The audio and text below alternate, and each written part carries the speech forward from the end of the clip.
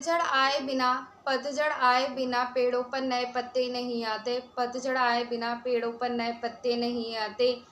संघर्ष और कठिनाई बिना जिंदगी में अच्छे दिन नहीं आते। अगर दोस्तों आपकी लाइफ में संघर्ष और कठिनाई के दिन चल रहे हैं तो यकीन मानिए आपकी लाइफ में कुछ अच्छे दिन आने वाले या फिर आपके हाथ सफलता लगने वाली है। तो भरोसा रखिए। आज फिर आपका हिंदी साहित्य और लेखक कला चैनल पर स्वागत है।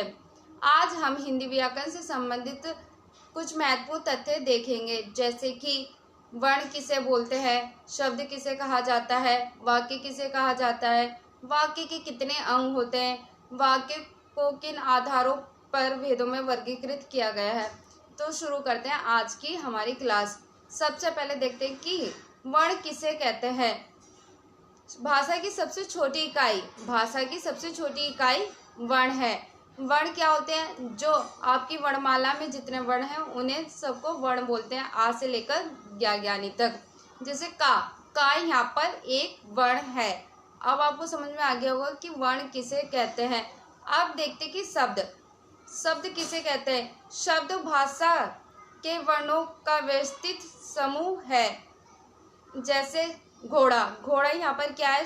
वर्णों का व्यवस्थित समूह है जिसका एक अर्थ है। आपको समझ में आ गया होगा कि वर्ण किसे कहते हैं। वर्णमाला में जितने भी वर्ण हैं आ से ज्ञातक उन सबको वर्ण बोला जाता है। जैसे का, खा, चा, जा, पा, ता, था, ये सारे क्या है? वर्ण है। और शब्द भी समझ में आ गए होगा। शब्द किसे कहते हैं? वर्णों के व्यवस्थित सार्थक समूह को शब्द कहा जाता है। जैसे घोड़ा, चादर, अलमारी, बर्तन, कपड़े, ये क्या है? शब्द है, क्योंकि इनके एक मीनिंग निकल रही है, एक अर्थ आप तक मैं पहुंचा पा रही हूँ। आपके माइंड में एक इमेज बन रही है कि हम किसी चीज़ के बारे में बात कर रहे हैं। इसके अलावा मैं अगर कुछ उल्टा सीधा बोल दूँ, जैसे कि रदर, हमर, इससे आपका समझ में नहीं आएगा क्योंकि ये शब्द है ही नहीं। ये वर्णों का समूह तो है बट ये व्यवस्थित और सार्थक नहीं है, तो ये शब्द नहीं है। शब्द वही होगा जो व्यवस्थित और सार्थक वर्णों का समूह होगा, उसे ही शब्द कहा जाएगा। इसी प्रकार आपको समझ में आएगा कि वाक्य किसे कहा जाता है। वाक्य शब्दों के व्यवस्थित सार्थक समूह को वाक्य कहा जाता है। जैसे हमने अभी ही देखा था कि रामू बाजार जा रहा है। यहाँ पर एक शब्दों का व्यवस्थित और सार्थक समूह है क्योंकि एक अर्थ निकल रहा है। मैं आपको एक सूचना दे पा रही हूँ रामू के बारे में कि रामू बाजार जा रहा है। बोल दूँ बाजार रामू है रहा, ये शब्दों का समूह तो है पर ये सार्थक और व्यवस्थित नहीं है क्योंकि आप तक ये किसी भी प्रकार का अर्थ नहीं पहुंचा पा रहा है। आप मेरी बातों को डिकोड नहीं कर पा रहे हो, तो ये वाक्य नहीं कहा जा सकता। वाक्य वही कहा जाएगा अगर इन्हीं शब्दों को व्यवस्थित तरीके से लिखेंगे, कहेंगे और जिसका अर्थ निकलेगा। जैसे रामू बाजार जा रहा है, तो ये वाक्य कहा जाएगा।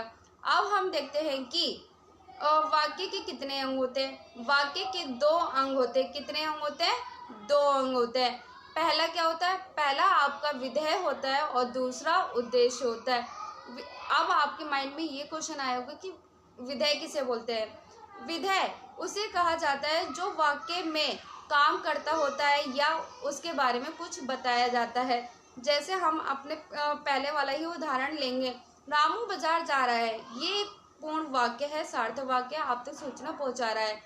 अब इसमें विधेय और उद्देश्य क्या है ये देखते हैं।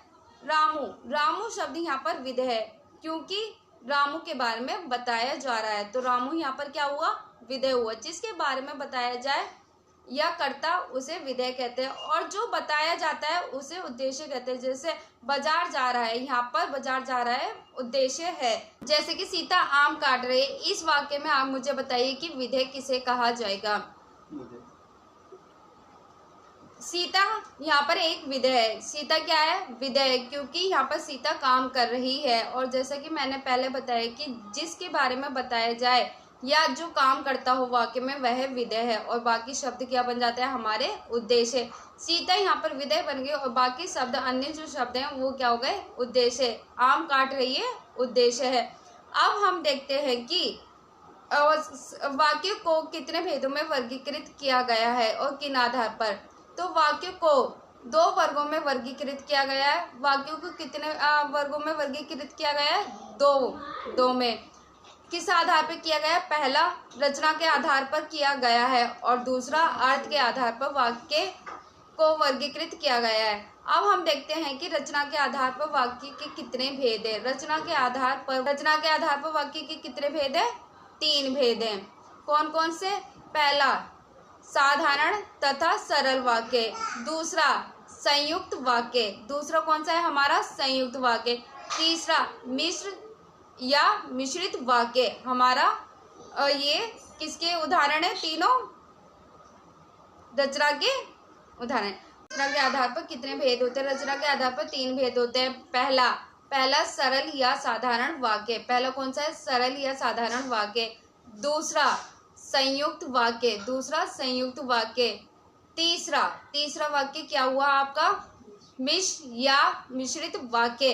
अब हम देखते हैं कि अर्थ के आधार पर कितने वाक्य भेद होते हैं। अर्थ के आधार पर 8 वाक्य भेद होते हैं। कौन कौन से? पहला विधानवाचक वाक्य, दूसरा निषेधवाचक वाक्य, तीसरा आपका प्रश्नवाचक वाक्य, चौथा विस्मयादि वाचक वाक्य, पांचवा आज्ञावाचक वाक्य, छठा इच्छावाचक वाक्य, सातवां संकेतवाचक वाक्य, आठवां संदेहवाचक वाक्य। ये 8 किसके हैं? अर्थ के आधार पर वाक्य भेद है। और रचना के आधार पर कितने वाक्य भेद थे? 3 भेद थे। हाँ, कंप्लीट हुआ। अगर आपको ये वीडियो पसंद आई है तो प्लीज़ हमारे चैनल को सब्सक्राइब करें और वीडियो को लाइक करें और शेयर करें। और अगर आपको कोई कमी या अच्छाई दिखे तो हमें कमेंट के ज़रिए बताइए। धन्यवाद।